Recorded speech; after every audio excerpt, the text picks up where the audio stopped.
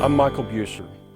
As our research team travels across the country as part of our National Whole Chain Traceability Research Project, which was funded by USDA, National Integrated Food Safety Initiative, we often receive questions about how government agencies would get access to your information if it was stored in a digital database.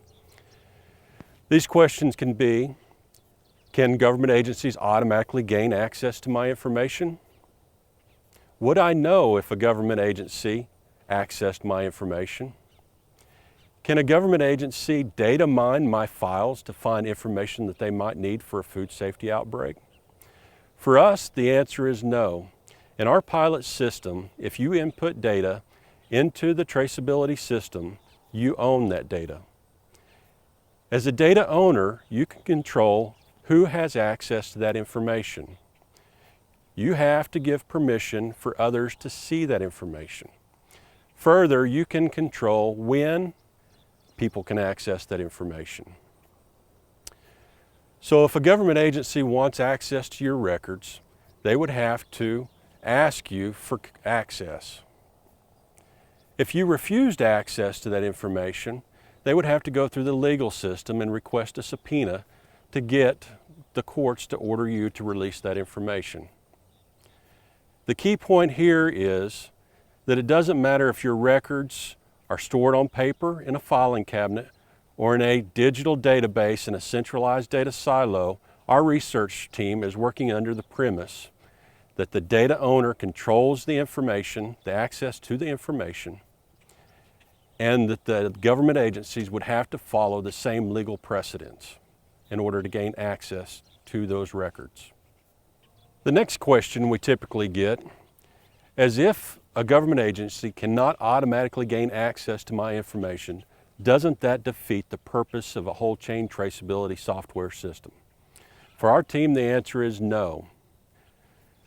Simply because if we've got the information in a digital format, industry and government agencies can save a considerable amount of time and money to get the needed information to solve an animal disease outbreak or a food safety event. For example, on December 9th in 2003, a single dairy cow was slaughtered. On December 23rd, 2003, there was an initial diagnosis that that animal might have had mad cow disease. On December 24th, 2003, a recall was issued for all cattle that were slaughtered on that same day at the same processing facility. In January 6th of 2004, government agencies finally identified the origin of this animal. They identified that the animal came from Canada and came into the United States in 2001.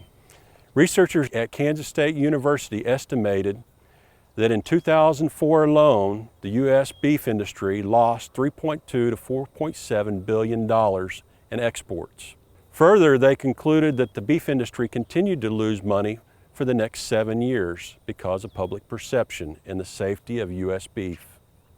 Being able to rapidly detect the source of an animal disease outbreak or food safety event has tremendous potential in saving the industry immediate dollars or dollars in terms of future losses, as we saw with the mad cow disease. Our research team is focused on decreasing the amount of time that it would take for a government agency to identify the source from the time of the initial diagnosis. So the bottom line is, how much money could we have saved if we could have identified the source in 1 week instead of 2, or 1 day instead of 2 weeks, or 1 hour instead of 2 weeks? Could we have saved the industry billions of dollars? That's been the key focus of our research team in developing our whole chain traceability system. Our goals here are to help government agencies identify vital information as rapidly as possible while protecting producer and processor interests.